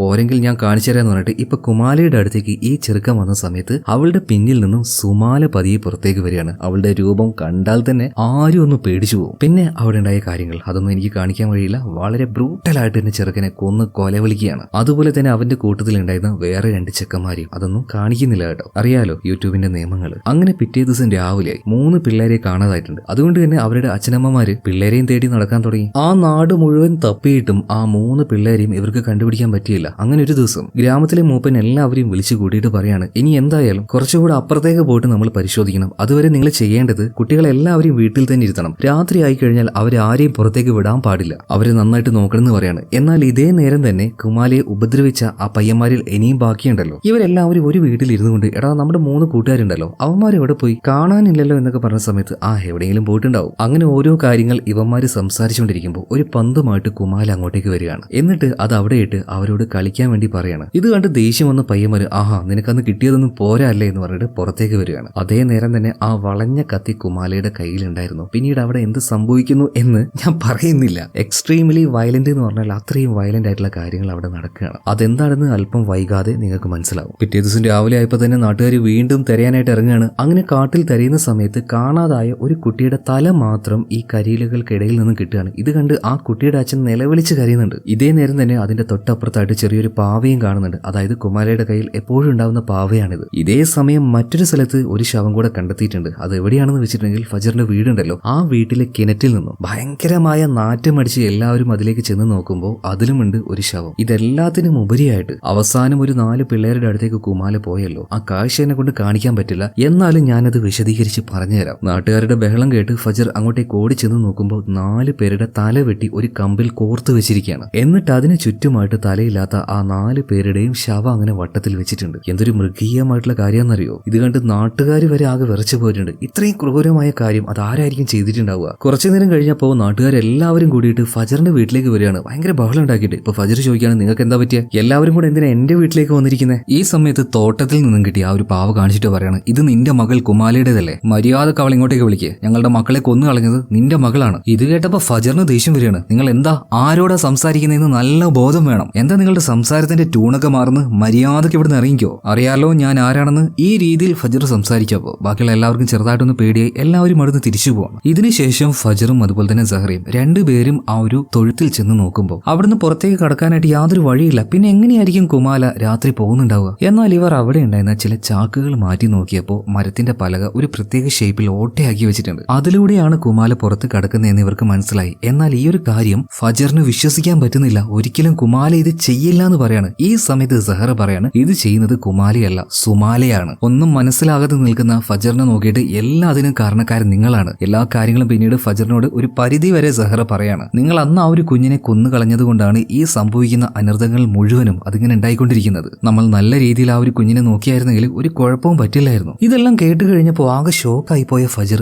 നേരെ ഇപ്പോൾ കുമാലയുടെ അടുത്തേക്ക് എത്തുകയാണ്. വളരെ ശാന്തമായിട്ട് തന്നെ അവളോട് സംസാരിക്കുകയാണ്. മോളെ, നീ എന്ത് പറഞ്ഞാലും എനിക്ക് ദേഷ്യം വരില്ല, അതുകൊണ്ട് സത്യം പറയണം. അവരെല്ലാം കൊന്നു കളഞ്ഞത് അത് മോളാണോ? കുറച്ചേരം മിണ്ടാതിരുന്ന കുമാല ഇപ്പോ അല്ല അച്ഛാ, ഞാനല്ല എന്ന് പറയണം. ഇതെല്ലാം ചെയ്യുന്നത് അവളാണ് സുമാല. ഇതൊക്കെ ചെയ്യുന്ന സമയത്ത് ഞാൻ അവളോട് ഒരുപാട് തവണ പറഞ്ഞിട്ടുണ്ട്, ഇതൊന്നും ചെയ്യല്ലേ, എനിക്ക് ചെയ്യാൻ പറ്റില്ല എന്ന്. പക്ഷെ എന്ത് ചെയ്യാനാ, അവൾ എന്നെ കൊണ്ട് ഇതൊക്കെ ചെയ്യിപ്പിക്കുകയാണ്. ഇത് കേട്ട സമയത്ത് വല്ലാത്തൊരു ഷോക്കില് ഫജർ പുറത്തേക്ക് വരികയാണ്. പുറത്തേക്ക് വന്നപാട് തന്നെ നേരെ ഹെന്ദ്രയെ വിളിക്കുകയാണ്. ഇന്ന് രാത്രി ഒരു കാരണം കാരണവശാലും കുമാല ആ തൊഴുത്തുനിന്ന് പുറത്തേക്ക് വരാൻ പറ്റാത്ത രീതിയിൽ അവളെ കെട്ടിവെക്കാൻ പറയണം. പിന്നീട് ഫജർ നേരെ പോകുന്നത് സെഹ്റയുടെ അടുത്തേക്കാണ്. സിറ്റുവേഷൻ കുറച്ച് വഷളായെന്ന് എനിക്ക് മനസ്സിലായി. അതുകൊണ്ട് തന്നെ ഞാൻ എൻ്റെ ഒരു സുഹൃത്തായിട്ടുള്ള ഒരു മന്ത്രവാദി ഉണ്ട്, അദ്ദേഹത്തിന്റെ അടുത്തേക്ക് പോവാന്ന് പറഞ്ഞിട്ട് വീട്ടിൽ നിന്ന് ഇറങ്ങുന്നുണ്ട്. ഇതേ നേരം ഹെന്ദ്ര ഇപ്പോൾ ഫജർ പറഞ്ഞതുപോലെ തന്നെ കുമാലയുടെ കാലുകൾ അനക്കാൻ പോലും പറ്റാത്ത രീതിയിൽ ഒരു മരത്തിന്റെ ട്രാപ്പ് ഉണ്ടാക്കിയിട്ട് അതിൽ അവളുടെ കാല് കുടുക്കി വെക്കുകയാണ്. കുറച്ചു കഴിഞ്ഞപ്പോൾ അങ്ങോട്ടേക്ക് ആയ വരുന്നുണ്ട്. ആയയ്ക്ക് ഈ ഒരു കാര്യം കണ്ട് സഹിക്കാൻ പറ്റുന്നില്ല. ഒരു കുട്ടിയോട് കാണിക്കുന്നതിന് ഒരു പരിധിയൊക്കെ ഇല്ലേ? പിന്നീട് അവളോട് സ്നേഹത്തോടെ സംസാരിക്കുകയാണ്. മോളെ, നാളെ നിനക്ക് 10 വയസ്സ് തികയാൻ പോവുകയാണ്. മോൾ ആയ എന്താ മോക്ക് സമ്മാനമായിട്ട് തരേണ്ടത്? ഇതേ സമയത്തിന് കുമാല കരഞ്ഞുകൊണ്ട് പറയാണ്, ഞാൻ ചോദിച്ചാൽ എന്തും ആയ എനിക്ക് തരുമെന്ന് ചോദിക്കുകയാണ്. എന്തും തരുമെന്ന് പറയണം. എന്നാൽ ആയയും ആയയുടെ മകനായിട്ടുള്ള ഫാരിസ് രണ്ടുപേരും ഈ ദിവസം ഇനി ഇവിടെ നിൽക്കാൻ പാടില്ല. ഇന്ന് രാത്രി ആവുന്നതിന് മുന്നേ തന്നെ ഇവിടുന്ന് നിങ്ങൾ പോകണം. കാരണം ഇനി ഇവിടെ നടക്കാൻ പോകുന്നത് അത്രയും ക്രൂരമായ കാര്യങ്ങളാണ്. അതിൽ നിങ്ങൾ പെട്ടുപോകാൻ പാടില്ല. അതുകൊണ്ട് ദയവ് ചെയ്ത് ഇവിടുന്ന് പോണെന്ന് പറയാണ്. ആദ്യമൊന്നും ആയ സമ്മതിച്ചില്ല. പിന്നീട് കുമാല നിർബന്ധിച്ച് പറഞ്ഞ സമയത്ത് ആയ സമ്മതിക്കുകയാണ്. മോളെ, ആയക്ക് പോകാൻ ഒട്ടും താല്പര്യമില്ല. പക്ഷേ മോള് നിർബന്ധിച്ചതുകൊണ്ട് മാത്രമാണ് പോകുന്നത്. എനിക്ക് മോളെ വിട്ട് പിരിഞ്ഞു നിൽക്കാൻ പറ്റുന്നില്ല. എന്താവശ്യമുണ്ടെങ്കിലും എന്റെ അടുത്തേക്ക് വന്നാൽ മതിയായിട്ടോ. അങ്ങനെ കുമാലയോട് യാത്ര പറഞ്ഞ് ആയ ഇപ്പോൾ മകനായിട്ടുള്ള ഫാരിസിനെയും കൂട്ടി വീട്ടിൽ നിന്ന് ഇറങ്ങുകയാണ്. ഇതേ നേരം തന്നെ ഫജർ ആ മന്ത്രവാദിയെ പോയി കണ്ടു. പിന്നീട് അദ്ദേഹത്തിന്റെ മാന്ത്രിക ശക്തിയിലൂടെ എന്താണ് ശരിക്കും ഈ ഫജറിന്റെ വീട്ടിൽ നടക്കുന്നത് എന്ന് ആ മന്ത്രവാദി പറഞ്ഞു കൊടുക്കൂ. അതായത് സഹറ പൂർണ്ണമായിട്ടും എല്ലാ കാര്യങ്ങളും ഫജറിന് പറഞ്ഞു കൊടുത്തിട്ടില്ല. എന്നാൽ ആ കാര്യം മന്ത്രവാദി പറഞ്ഞു കൊടുക്കുകയാണ്. സഹറ ഒരു പിശാചുമായി ബന്ധപ്പെട്ട് അതിലൂടെയാണ് അവൾ ഗർഭിണിയായത്. അതിലൊന്ന് മനുഷ്യ കുഞ്ഞും അതുപോലെ തന്നെ ഒന്ന് ആ പിശാചിന്റെ കുഞ്ഞുമായിരിക്കും. അതായത് നീ കൊന്നുകളഞ്ഞ ആ കുഞ്ഞ് തന്നെ. പക്ഷേ നീ ആ കുഞ്ഞിനെ കൊന്നില്ലായിരുന്നെങ്കിൽ 10ാമത്തെ വയസ്സാകുമ്പോൾ പിശാച് അതിന്റെ ആ ഒരു കുഞ്ഞുമായിട്ട് പോകുമായിരുന്നു. നിനക്ക് നിന്റെ കുഞ്ഞുമായിട്ട് സന്തോഷമായിട്ട് ജീവിക്കായിരുന്നു. പക്ഷേ നീ അതിനെ കൊന്നതുകൊണ്ടാണ് ഇത്രയും വലിയ പ്രശ്നങ്ങൾ ഉണ്ടായത്. ഇതെല്ലാം കേട്ട സമയത്ത് ഫജർ ഞെട്ടിത്തരിച്ചു നിൽക്കുകയാണ്. എന്താണ് അവന്റെ വീട്ടിൽ നടന്നത് എന്ന് യഥാർത്ഥത്തിൽ അറിഞ്ഞ സമയത്ത് ഇനിയിപ്പോ ഇതിന് ഒരേ ഒരു വഴിയേ ഉള്ളൂ. എങ്ങനെയെങ്കിലും അവളെ ഇങ്ങോട്ടേക്ക് കൊണ്ടുവരണം. അതിനായിട്ട് മാന്ത്രിക ശക്തിയുള്ള ഒരു കത്തി ഇപ്പോൾ ഫജറിന് കൊടുക്കുന്നുണ്ട്. ഈ കത്തി വെച്ച് നിനക്ക് അവളെ കൺട്രോൾ ചെയ്യാൻ പറ്റിയിട്ടില്ലെങ്കിൽ ഒന്നും നോക്കണ്ട, നിന്റെ മകളുടെ ദേഹത്തേക്ക്, നെഞ്ചിലേക്ക്, ഹൃദയത്തിലേക്ക് ഈ കത്തി വെച്ച് കുത്തി കയറ്റിക്കോ. അതോടെ സുമാലയുടെ ആത്മാവിനെ നമുക്ക് ഇല്ലാതാക്കാൻ കഴിയും. ഒരു വഴിയില്ലെങ്കിൽ മാത്രമേ അത് ചെയ്യാൻ പാടുള്ളൂ. അങ്ങനെ മന്ത്രവാദി കൊടുത്ത ആ ഇതുമായിട്ട് ഫജർ വീട്ടിലേക്ക് പോവാണ്. ഇതേ സമയത്തിന് ഉറങ്ങിക്കിടക്കുന്ന ഹെന്ദ്രയെ കാണിക്കുകയാണ്. നന്നായിട്ട് ഉറങ്ങായിരുന്നു കേട്ടോ. പക്ഷേ പുറത്തുനിന്ന് എന്തോ ഒരു കരച്ചിൽ കേട്ട് ഹെന്ദ്ര പുറത്തേക്ക് വന്ന് നോക്കുമ്പോൾ അവിടെ ആ ഒരു കാട്ടിനുള്ളിൽ ഇരിക്കുന്ന നമ്മുടെ കുമാരിയെ കാണാണ്. ഇത് കണ്ട് ഞെട്ടിപ്പോയ ഹെന്ദ്ര പറയാണ്, നീ എങ്ങനെയാണ് ആ ഒരു കെണിയിൽ നിന്ന് പുറത്തേക്ക് വന്നത്? എന്നാൽ ആദ്യം ഹെന്ദ്രയെ നോക്കിയിട്ട് കുമാല ഒന്ന് കരയാണ്. എന്നിട്ട് വല്ലാത്തൊരു ചിരി അവൾ ചിരിക്കുകയാണ്. അതോടുകൂടിയിട്ട് ഹെന്ദ്രയുടെ കിളി പറയുന്നു പറയാലോ. അയാൾ ഓടി രക്ഷപ്പെടുകയാണ്. ഒരു കത്തി എടുത്തുകൊണ്ട് ഇയാളുടെ പിന്നാലെ തന്നെ കുമാലയും ഓടി. ഇയാള് ആ വലിയ വീടിന്റെ ഉള്ളിൽ കയറിയിട്ട് കഥ കടക്കുന്നുണ്ടെങ്കിലും വാതിലെല്ലാം വെട്ടിപ്പൊളിച്ച് അവൾ ഉള്ളിലേക്ക് വരികയാണ്. അപ്പൊ ആ റൂമിൽ വെച്ച് അവളോട്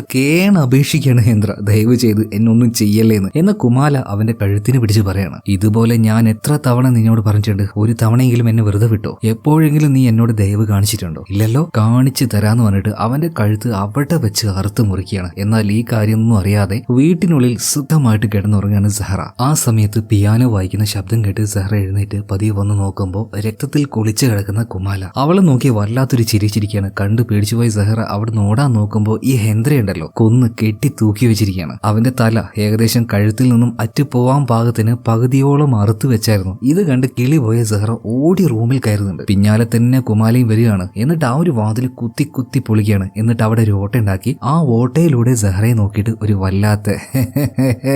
വല്ലാത്ത ചിരി ചിരിക്കുന്നുണ്ട്. ഇത് കണ്ട് പേടിച്ചു പോയ സഹറ എന്തായി, അവിടെ ഉണ്ടായിരുന്ന ഒരു കസേര എടുത്ത് ഒറ്റ അടിയാണ് ആ വാതിലിന്. എന്നാൽ അതുകൊണ്ട് വല്ല കാര്യമുണ്ടോ? കുമാല അപ്പൊ തന്നെ ഓടി വന്ന് വാതിൽ ചവിട്ടി പൊളിച്ച് നേരെ വന്ന് സെഹറയുടെ മേത്ത് കയറി നിൽക്കുകയാണ്. കയ്യിലൊരു കത്തി ഉണ്ടായിരുന്നു. ആ കത്തി വെച്ച് സെഹറയുടെ കാലിൽ കുത്തി കുത്തി അവളെ വേദനയാക്കുകയാണ്. വേദന കൊണ്ട് പെട്ടഞ്ഞു പോയ സെഹറ പിന്നിലേക്ക് വലിഞ്ഞ് എന്നൊന്നും ചെയ്യല്, ക്ഷമിക്കണം എന്നിങ്ങനെ പറയുന്നുണ്ട്. ഇതേ നേരം തന്നെ കുമാല പറയാണ്, ഓഹോ വേദനിക്കുന്നുണ്ടല്ലേ? അങ്ങനെയാണെങ്കിൽ ജനിച്ച പാട് എന്റെ നെഞ്ചത്തേക്ക് കത്തി കയറ്റിയപ്പോ എനിക്ക് വേദനിക്കില്ലേ? അതൊന്നും നിങ്ങൾക്ക് അറിയണ്ടല്ലോ അല്ലേ? ഇതേ സമയത്ത് തന്നെ സെഹറ പറയണം, മോളെ നിന്നെ കൊന്നത് ഞാനല്ല, നിന്റെ അച്ഛനാണ്. ഞാൻ നിന്നെ നന്നായിട്ട് വളർത്തണം എന്ന് തന്നെയാണ് ആഗ്രഹിച്ചത്. ഇത് കേട്ടപ്പോ സുമാലയുടെ ആ ആത്മാവ് പറയാണ്, ഓക്കെ എന്നെ നിങ്ങൾ കൊന്നുകളഞ്ഞു. പക്ഷേ കുമാല എന്തിനാണ് നിങ്ങൾ നല്ല രീതിയിൽ നോക്കാതിരുന്നത്? എന്തിനാണ് അവളെ ഉപദ്രവിച്ചത്? എന്തുകൊണ്ട് അവളോട് സ്നേഹം കാണിച്ചില്ല? ഇതേ സമയത്തിന് സെഹറ അതിനൊരു കാരണം പറയുന്നുണ്ട്. മോളെ, ഞാൻ അവളോട് സ്നേഹം കാണിക്കാതിരുന്നത് മനഃപൂർവ്വം തന്നെയാണ്. ഇനി എങ്ങാനും കുമാലയോട് ഞാൻ സ്നേഹം കാണിച്ചാൽ ആ ഒരു പിശാച് അത് കണ്ടു കഴിഞ്ഞാൽ എന്റെ മകളെ എന്റെ അടുത്തുനിന്ന് തട്ടിക്കൊണ്ടുപോകോ എന്നുള്ള ആ ഒരു പേടി കൊണ്ട് മാത്രമാണ് എന്റെ ഭർത്താവ് ഓരോ തവണ അവളെ വേദനിപ്പിക്കുമ്പോഴും ഞാൻ അത്രയും ഉള്ളിൽ വേദനിക്കുന്നുണ്ടായിരുന്നു. സഹിക്കാൻ പറ്റുന്നില്ലായിരുന്നു. എല്ലാം ഞാൻ ഉള്ളിൽ ഒതുക്കി നടക്കുകയായിരുന്നു. എന്നാൽ ഈ പറയുന്ന കാര്യമൊന്നും സുമാല വിശ്വസിക്കുന്നില്ല. ആ കാര്യം സെഹറയ്ക്ക് മനസ്സിലായി. അതുകൊണ്ട് തന്നെ സെഹറ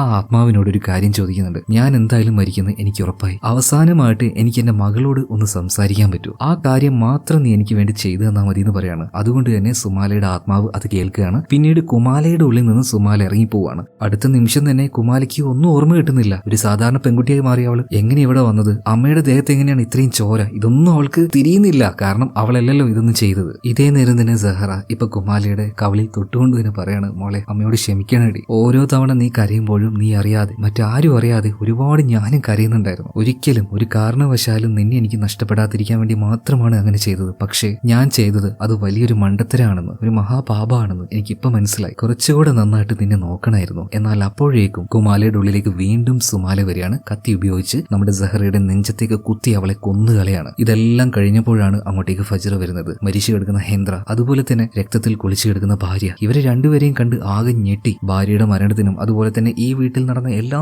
സംഭവത്തിന്റെ കാരണക്കാരൻ ഞാനാണല്ലോ എന്ന് കരുതിയിട്ട് ഫജ്ർ ആകെ പൊട്ടി കരയാണ്. അയാൾ അന്ന് ചെയ്ത ആ ഒരു തെറ്റ്, ആ തെറ്റിന്റെ പുറത്താണല്ലോ ഇതൊക്കെ സംഭവിക്കുന്നത്. ഇതേ നേരം തൊട്ടപ്പുറത്തുണ്ടായിരുന്ന ഒരു കസാരയിൽ നമ്മുടെ കുമാല ഇരിക്കുന്നുണ്ട്. ആ കസാര മറ്റൊരാൾ ആട്ടിക്കൊടുക്കുകയാണ്. അത് സുമാലയുടെ ആത്മാവാണ്. പെട്ടെന്ന് തന്നെ കുമാല എഴുന്നേറ്റ് ഫജ്റിന്റെ അടുത്തേക്ക് വരുന്നുണ്ട്. അച്ഛാ എന്നെ രക്ഷിക്കുന്നു പറഞ്ഞിട്ട്. എന്നാൽ അതേ സമയത്ത് തന്നെ 12 മണിയായി കഴിഞ്ഞു. അതായത് കുമാലിക്ക് 10 വയസ്സ് പൂർത്തിയായി. അതുകൊണ്ട് തന്നെ സുമാലയുടെ ആത്മാവ് പൂർണ്ണമായിട്ടും കുമാലയുടെ ഉള്ളിലേക്ക് കിടക്കുകയാണ്. അതായത് ഇനി കുമാലയെ ഒരു മനുഷ്യക്കുഞ്ഞായിട്ട് തിരിച്ചു കൊണ്ടുവരാൻ പറ്റുമോ ഇല്ലയോ എന്നുള്ളത് പറയാൻ പറ്റില്ല. കാരണം അതൊരു പിശാചായി കഴിഞ്ഞു. ഇത് മനസ്സിലാക്കിയ ഫജ്ർ വീട്ടിൽ നിന്നും ഇറങ്ങി ഓടുകയാണ്. നിലവിളിച്ച് നാട്ടുകാരുടെ അടുത്തേക്ക് വന്ന് വീട്ടിൽ നടന്ന എല്ലാ കാര്യങ്ങളും പറയുന്നുണ്ട്. ഭാര്യയും അതുപോലെ തന്നെ വീട്ടിലെ ജോലിക്കാരൻ ഹെന്ദ്രയും മരണപ്പെട്ടു കഴിഞ്ഞു. എന്നാൽ കരഞ്ഞുകൊണ്ടിരിക്കുന്ന ഫജ്റിനോട് എല്ലാവരും ചോദിക്കുന്നുണ്ട്, ആരാണ് ഈ കൊലപാതകം ചെയ്തത്? എന്നാൽ തന്റെ മകളാണ് അത് ചെയ്തതെന്ന് പറയുന്നില്ല. കാരണം അവളല്ലല്ലോ, അവളുടെ ഉള്ളിൽ കയറിയ ആത്മാവാണല്ലോ ഇതൊക്കെ ചെയ്യുന്നത്. പക്ഷേ അവരോടതൊന്നും പറഞ്ഞാൽ മനസ്സിലാകില്ല. എന്നാൽ നാട്ടുകാർ ഇതെല്ലാം കേൾക്കാതെ നേരെ വീട്ടിലേക്ക് പോവാണ്. കുമാലി അവിടെ മുഴുവനായിട്ട് തപ്പുകയാണ്. അവർക്ക് മനസ്സിലായി ഇതൊക്കെ ചെയ്തത് അവളാണ്. അവളെ കയ്യിൽ കിട്ടിയാൽ വെട്ടി നുറുക്കാതെ വിടില്ല എന്ന് നാട്ടുകാർ മുഴുവൻ പറയാണ്. ഇത് കേട്ട് ഫജ്ർ ആകെ ഞെട്ടിപ്പോകുന്നുണ്ട്. കാരണം ഇത്രയും കാലം ചെയ്തു കൂട്ടിയ ഒരു മഹാപാപം ഇപ്പൊ അയാൾ റിയലൈസ് ചെയ്തു. ഇനിയെങ്കിലും സ്വന്തം മകളെ രക്ഷപ്പെടുത്തണം എന്നുള്ളൊരു തോന്നൽ ഈ ഫജ്റിന് വരികയാണ്. അതായത് നാട്ടുകാർ പോകുന്നതിന് മുന്നേ തന്നെ ആ ചോളത്തോട്ടത്തിലേക്ക് മന്ത്രവാദി കൊടുത്ത ആ ഒരു മാന്ത്രിക കത്തിയുമായിട്ട് പോവുകയാണ്. അത് വെച്ച് പറ്റുവാണെങ്കിൽ സുമാലയെ കൺട്രോൾ ചെയ്യണം, എന്നിട്ട് മന്ത്രവാദിയുടെ വീട്ടിലേക്ക് കൊണ്ടുപോകണം. അതിനു വേണ്ടിയിട്ടാണ് കത്തിയുമായിട്ട് ഫജ്ർ തോട്ടത്തിലേക്ക് ചെന്നത്. എന്നാൽ ആ തോട്ടത്തിലേക്ക് എത്തിയ സമയത്ത് ചുറ്റുപാട് നിന്നും ഒരു വിളി കേൾക്കുകയാണ്, അച്ഛാ അച്ഛാ അച്ഛാന്ന്. പക്ഷെ ആ ഒരു വിളിയിൽ വല്ലാത്തൊരു ക്രൂരത ഉണ്ടായിരുന്നു കേട്ടോ. പെട്ടെന്ന് തന്നെ സുമാലയുടെ ആത്മാവ് അവന്റെ നേരെ ചാടി വീഴുകയാണ്. എന്നാൽ കയ്യിലുണ്ടായിരുന്ന എന്തോ ഒരു വിളക്കാ തോന്നുന്നു, അത് വെച്ച് അവളുടെ തലയ്ക്ക് പല തവണ അടിക്കുകയാണ്. നിലത്ത് വീണ് കഴിഞ്ഞപ്പോൾ അവളുടെ ഹൃദയത്തിലേക്ക് കത്തി കുത്തി കയറ്റാൻ വേണ്ടി ഫജ്ർ നോക്കുമ്പോൾ അവന് പറ്റുന്നില്ല, കൈ പെടക്കുകയാണ്. ഒരു തവണ ഒരു കുഞ്ഞിനെ കൊന്നു കളഞ്ഞതാണ്. ഇനിയും അങ്ങനൊന്നും ചെയ്യണോ? വേണ്ട, എന്നെ കൊണ്ട് കൊല്ലാൻ കഴിയില്ല. അവൻ എന്താക്കി വേഗം തന്നെ ചാക്കെടുത്ത് ആ ചാക്കിലേക്ക് മോളെ കയറ്റിയിടുകയാണ്. പിന്നീട് ആ ഒരു ചാക്ക് കെട്ടിവെച്ചിട്ട് കുമാലയോട് ഫജ്ർ പറയുന്നുണ്ട്, മോളെ അച്ഛനോട് ക്ഷമിക്കണടി. ഇത്രയും കാലം മോളോട് ഒരുപാട് ദുഷ്ടതരങ്ങൾ കാണിച്ചിട്ടുണ്ട്. അതെല്ലാം ഇപ്പോഴാണ് മനസ്സിലായത്. ആലോചിക്കുമ്പോൾ തന്നെ നെഞ്ച് പൊട്ടുകയാണ്. ഞാൻ ചെയ്ത ആ ഒരു മഹാപാപം, അതിനൊരു പരിഹാരം ഞാൻ ചെയ്യാൻ വേണ്ടി പോവാണ്. ഞാൻ ആ മന്ത്രവാദിയുടെ അടുത്തേക്ക് എന്റെ മോളെ കൊണ്ടുപോകും. നിന്റെ ഉള്ളിൽ നിന്നും ആ ആത്മാവിനെ ഞാൻ ഒഴിവാക്കും. ഇനിയുള്ള ശിഷ്ടകാലം മുഴുവനും എന്റെ മോൾക്ക് വേണ്ടി എനിക്ക് ജീവിക്കണം എന്ന ഉള്ളിൽ നിന്നും ഘോരമായ ശബ്ദത്തിൽ ആ മറുപടി ഇപ്പൊ ഫജ്ർ കേൾക്കുകയാണ്. എന്ത്? കഴിഞ്ഞ 10 വർഷമായിട്ട് സ്നേഹത്തിന് വേണ്ടി കേൺ അപേക്ഷിക്കുകയായിരുന്നു ഞാൻ. അപ്പോഴൊന്നും തരാത്തത് ഇപ്പൊ തരാന്നോ? ഒരിക്കലും നടക്കില്ല. എനിക്ക് അങ്ങനെ ഒരു സ്നേഹവും വേണ്ടാന്ന് പറയണം. പെട്ടെന്ന് തന്നെ അവളെ കെട്ടിവെച്ച ആ ഒരു ചാക്കില് ഇപ്പൊ ഒന്നുമില്ല, ഫുള്ളായിട്ട് കാലിയായി പോവാണ്. എന്നാൽ എങ്ങോട്ട് പോയി, എങ്ങനെ പോയി എന്നൊന്നും ഫജ്റിന് മനസ്സിലാവുന്നില്ല. പെട്ടെന്ന് തന്നെ ചോളത്തോട്ടം അതിന്റെ ഉള്ളിൽ നിന്നും ചാടി വന്ന സുമാലയുടെ ആത്മാവ് ഇവന്റെ കഴുത്തിനും കാലിനൊക്കെ പലതവണ കുത്തുകയാണ്. വേദന സഹിക്കാൻ പറ്റാതെ ഫജ്ർ അതിലൂടെ എഴഞ്ഞഴഞ്ഞു പോകുന്നുണ്ട്. അപ്പോഴും അവന്റെ ദേഹത്തേക്ക് ചാടി വന്ന് വീഴുകയാണ്. എന്നാൽ എന്തോ ഒരു ധൈര്യത്തിന് കയ്യിലുണ്ടായിരുന്ന ഒരു മരപ്പെട്ടി അത് വെച്ച് ഒരൊറ്റ അടിയടിക്കാണ്. അവൾ താഴേക്ക് വീണുപോയി. ഇതേ നേരം തന്നെ ഫജ്ർ ഇപ്പോ ആ കത്തി ഉണ്ടല്ലോ, മന്ത്രവാദി കൊടുത്ത കത്തി, ഇനി ഇവളുടെ ആത്മാവിനെ കൺട്രോൾ ചെയ്യാൻ പറ്റില്ല. മകളെ കൊല്ലുകയല്ലാതെ വേറൊരു നിവൃത്തിയില്ല. എനിക്കും അതുപോലെ തന്നെ നാട്ടുകാർക്കും അതാണ് നല്ലത് എന്ന് മനസ്സിലായ ഫജ്ർ അത് ചെയ്യാണ്. അവളുടെ നെഞ്ചിലേക്ക് തന്നെ, ഹൃദയത്തിലേക്ക് തന്നെ ആ കത്തി കുത്തി കയറ്റുകയാണ്. ചോര വാർന്നുകൊണ്ട് പെടഞ്ഞ് സുമാലയുടെ ആത്മാവ് അവിടെ ഇല്ലാതാവുന്നുണ്ട്. എല്ലാ തെറ്റും തിരുത്തി ഒരു പശ്ചാത്താപം എന്ന രീതിയിൽ മകളുമായിട്ട് ജീവിക്കാമെന്ന് കരുതിയതാണ് ഈ ഫജ്ർ. പക്ഷെ എല്ലാം കയ്യിന്ന് പോയി, എല്ലാം നഷ്ടപ്പെട്ടു. വേദനിച്ച് കരഞ്ഞുകൊണ്ട് അയാൾ അവിടെ ഇരിക്കുന്ന സമയത്ത് മരിച്ചു എന്ന് കരുതിയ സുമാലയുടെ ആ ഒരു ശരീരം എഴുന്നേറ്റ് നിൽക്കുകയാണ്. എന്നിട്ട് ഫജ്റിനെ നോക്കിയിട്ട് പറയാണ്, ഇത്രയൊക്കെ മാറ്റങ്ങൾ കുമാലയുടെ ദേഹത്ത് വരുത്താൻ പറ്റുന്ന എനിക്ക് ഇടതുഭാഗത്ത് നിന്ന് അവളുടെ ഹൃദയം വലതുഭാഗത്തേക്ക് മാറ്റാൻ പറ്റില്ല എന്ന് നിനക്ക് തോന്നുന്നുണ്ടോ? അതായത് ഈ ഫജ്ർ അവളുടെ നെഞ്ചിലേക്ക്, ഹൃദയത്തിലേക്ക് കത്തി കുത്തി കയറ്റിയില്ലേ, ആ ഭാഗത്ത് ഹൃദയം ഉണ്ടായിരുന്നില്ല. അത് ഇടതുഭാഗത്ത് നിന്ന് വലതുഭാഗത്തേക്ക് വന്നു കഴിഞ്ഞു. അതുകൊണ്ട് തന്നെ ആ ആത്മാവിനെ കത്തി കുത്തി കയറ്റിയതോട് കൂടിയിട്ട് കൊല്ലാൻ കഴിഞ്ഞില്ല. വീണ്ടും ഉയർത്തെഴുന്നേറ്റ് വരികയാണ്. പിന്നെ എന്ത് സംഭവിക്കും എന്ന് ഞാൻ പറയണ്ടല്ലോ. വളരെ ബ്രൂട്ടലായിട്ട് തന്നെ അവിടെ വെച്ച് ഫജ്റിനെ സുമാലയുടെ ആത്മാവ് കൊന്നു കളയുന്നുണ്ട്. എല്ലാം കഴിഞ്ഞപ്പോൾ കൂർത്ത 2 കമ്പുകൾ എടുത്ത് അവന്റെ കണ്ണിലേക്ക് കുത്തി കയറ്റുകയാണ്. എല്ലാം കഴിഞ്ഞു. പിറ്റേ ദിവസം രാവിലെ ആയപ്പോഴാണ് ചോളത്തോട്ടത്തിലെ അതിഭീകരമായ ആ കാഴ്ച നാട്ടുകാർ കാണുന്നത്. അന്ന് ഫജ്ർ കുമാലിയെ ശിക്ഷിച്ചില്ലേ, ഒരു മരത്തിൽ ബൊമ്മയെ കെട്ടിയിടുന്നത് പോലെ കുമാലിയെ കെട്ടിയിട്ടില്ലേ, അതുപോലെ ഫജ്റിന്റെ ശരീരം അവിടെ കെട്ടിവെച്ചിരിക്കുകയാണ്. 2 കണ്ണിൽ കഴുത്തിലെങ്കിലും കമ്പ് കുത്തിക്കയറ്റി, വെട്ടിക്കീറിയ വയറ്, പുറത്തേക്ക് ചാടി നിൽക്കുന്ന കുടൽമാല, കാണുന്ന ഓരോ ആൾക്കാരും ഭയന്നു പോകുന്ന രീതിയിലുള്ള ഒരു മരണം. നാട്ടുകാരൊക്കെ ആകെ ഞെട്ടിപ്പോയിട്ടുണ്ട്. അതുപോലെ തന്നെ ഫജറിന് ഈ വിദ്യ മുഴുവനും പറഞ്ഞു കൊടുത്ത അവന്റെ സുഹൃത്തായിട്ടുള്ള ആ ഒരു മന്ത്രവാദി ഉണ്ടല്ലോ, അയാളുടെ വീട്ടിൽ പോയ സമയത്ത് അവിടെ കാണുന്ന കാഴ്ച എന്താണ്? മന്ത്രവാദിയുടെ തല രണ്ടായിട്ട് പൊട്ടി പിളർന്നു കിടക്കുകയാണ്. അയാളെയും ഇന്നലെ രാത്രി തന്നെ സുമാല കൊന്നു കളഞ്ഞിട്ടുണ്ട്. കുറച്ചു കഴിഞ്ഞപ്പോൾ നാട്ടുകാരെല്ലാവരും ചേർന്ന് ഫജർ അതുപോലെ തന്നെ സഹറ രണ്ടുപേരുടെയും മൃതദേഹം അവിടെ മറവ് ചെയ്യാണ്. അങ്ങോട്ടേക്ക് അത് കാണാനായിട്ട് ആയ വരികയാണ്. ഒരുപാട് കാലം അവരുടെ കൂടെ ജോലി ചെയ്തതല്ലേ, എന്തായാലും രണ്ടുപേരും മരിച്ചപ്പോൾ ആയക്ക് ഒരുപാട് വിഷമാവുകയാണ്. പക്ഷേ അന്ന് രാത്രി ഉണ്ടായിരുന്ന ആ സംഭവം അതോടുകൂടിയിട്ട് കുറെ കാലത്തേക്ക് കുമാലയെക്കുറിച്ചോ സുമാലയെക്കുറിച്ചോ ആരും കേട്ടിട്ടില്ല. ഇത്രയും നേരം ഈ പറഞ്ഞ കഥകളൊക്കെ ആ നാട്ടുകാരോട് പറഞ്ഞു കൊടുത്തത് ആയയുടെ മകനായിട്ടുള്ള ഫാരിസാണ്. അവനിപ്പോ അത്യാവശ്യം പ്രായമായിട്ടുണ്ട്. അവന്റെ ചെറുപ്പകാലത്തിൽ അവൻ നേരിട്ട് കണ്ട കാര്യങ്ങളാണ് ഈ നാട്ടുകാരോട് പറഞ്ഞു കൊടുത്തത്. എന്നാൽ ഫാരിസ് പറയുന്ന ഒരു കാര്യം എന്താ വെച്ചാൽ, കുമാലയുടെയും സുമാലയുടെയും ആ ആത്മാക്കളെ നമുക്കൊന്നും ചെയ്യാൻ കഴിയില്ല. നമുക്ക് ചെയ്യാൻ പറ്റുന്ന ഒരേ ഒരു കാര്യം, രാത്രി ആയി കഴിഞ്ഞാൽ ആരും വീടിന് പുറത്തേക്ക് ഇറങ്ങണ്ട, വെറുതെ അവൾക്ക് ഇരയാവാൻ നിൽക്കണ്ട. അതുപോലെ തന്നെ കുമാല സുമാല രണ്ടുപേരുടെയും ആത്മാവിനെ ഒന്ന് അടക്കാൻ വേണ്ടി ചില ക്രിയകളൊക്കെ കാട്ടിൽ പോയിട്ട് അവർ ചെയ്യുന്നുണ്ട്. എന്നാൽ അതുകൊണ്ട് വല്ല പ്രയോജനം ഉണ്ടോ എന്ന് ചോദിച്ചാൽ അറിയില്ല. പിന്നീട് നാട്ടുകാരെല്ലാവരും നമ്മുടെ ഹാരിസ് പറഞ്ഞതുപോലെ തന്നെ രാത്രിയിൽ പുറത്തേക്ക് ഇറങ്ങാതെ തന്നെ പരമാവധി വീട്ടിലിരിക്കാൻ ശ്രമിക്കുന്നുണ്ട്. എന്നാൽ ആദ്യം തന്നെ മരിച്ചുപോയ തോമ ഉണ്ടല്ലോ, അവന്റെ അച്ഛൻ, അയാൾക്ക് ഈ കാര്യത്തിലൊന്നും വലിയ വിശ്വാസമില്ല. ഫാരിസ് പറഞ്ഞ കാര്യം അയാളിട്ട് വിശ്വസിക്കുന്നുമില്ല. സുമാല കുമാല ഓരോ കെട്ടുകഥകൾ ഇയാൾ അങ്ങനെയാണ് പറഞ്ഞു നടക്കുന്നത്. എന്നാൽ ഒരു ദിവസം വീടിന്റെ ഉള്ളിൽ നിന്നും എന്തോ ചില ശബ്ദങ്ങൾ കേട്ട് നേരെ ഇയാൾ ചെന്ന് നോക്കുമ്പോൾ കാണുന്ന കാഴ്ച എന്താണ്? ഇയാളുടെ ഭാര്യയുടെ വയറ് കീറി ആ ഇറച്ചി പച്ചക്ക് തിന്നുന്ന സുമാല. ഇതോടെ സിനിമ ഇവിടെ തീരുകയാണ്. ആ പൈശാചിക ശക്തി അത് അത്ര പെട്ടെന്നൊന്നും ആ ഗ്രാമം വിട്ടു പോകില്ല എന്ന് കാണിച്ചുകൊണ്ടാണ് സിനിമ തീർക്കുന്നത്. അപ്പോൾ ഈ ഒരു കഥ നിങ്ങൾക്ക് ഇഷ്ടമായിട്ടുണ്ടാകും എന്ന് ഞാൻ വിചാരിക്കുകയാണ്. അപ്പോൾ അടുത്ത വീഡിയോയിൽ നമുക്ക് വീണ്ടും കാണാം. Okay, by.